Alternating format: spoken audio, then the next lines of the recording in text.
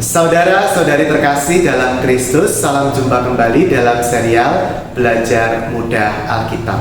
Hari ini kita memasuki pembahasan Kejadian bab 5 yang berkisah mengenai keturunan Adam. Apa yang istimewa dalam bab 5 ini? Ada beberapa poin.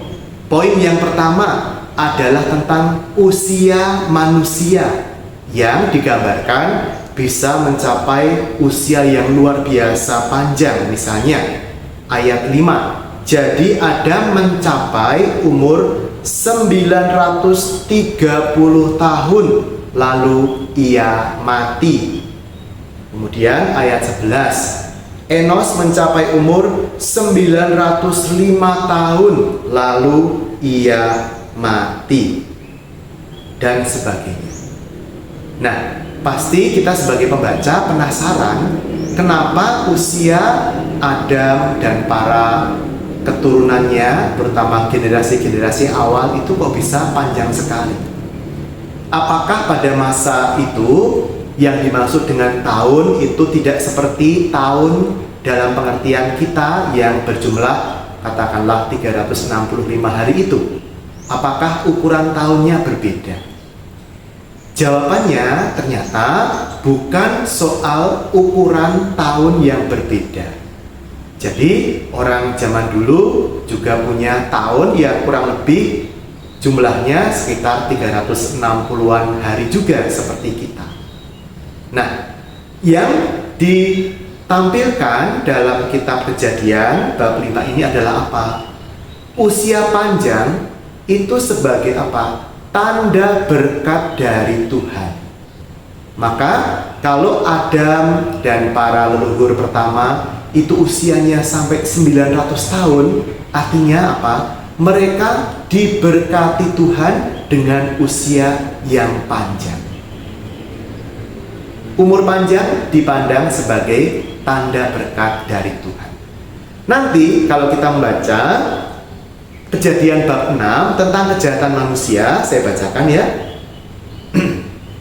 Di ayat 3 ya.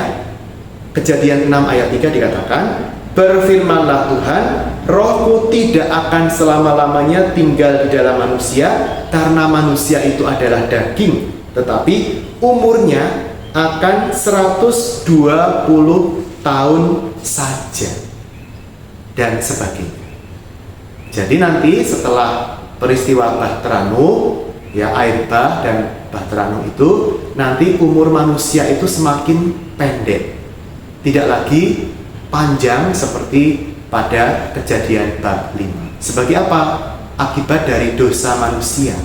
Maka berkat Allah pun dikatakan semakin berkurang, usia manusia semakin berkurang karena manusia telah berdosa.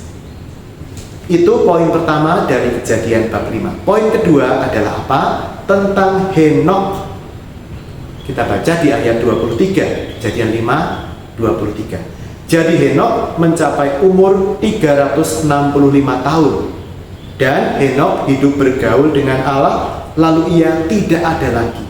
Sebab ia telah diangkat oleh Allah.